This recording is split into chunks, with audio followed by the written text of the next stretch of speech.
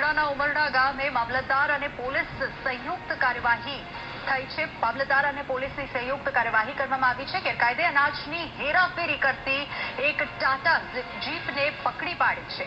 વાહનની તપાસ દરમિયાન ટાટા જીપમાંથી ઘઉં અને ચોખાનો જથ્થો મળી આવ્યો હતો। ગેરકાયદે તેઓ હેરાફેરી કરી રહ્યા હતા। વાહન ચાલકની પૂછપરછમાં અનેક ખુલાસા થયા છે। વિવિધ ગામડાઓમાં ફરીને ઘરે ઘરેથી અનાજનો જથ્થો એકત્રિત કર્યો હોવાનું પણ સામે આવ્યું છે। મામલતદારે અનાજનો જથ્થો મળી કુલ 6.22 લાખ મુદ્દામાલ સીઝ કરીને વધુ તપાસ હાથ ધરી છે।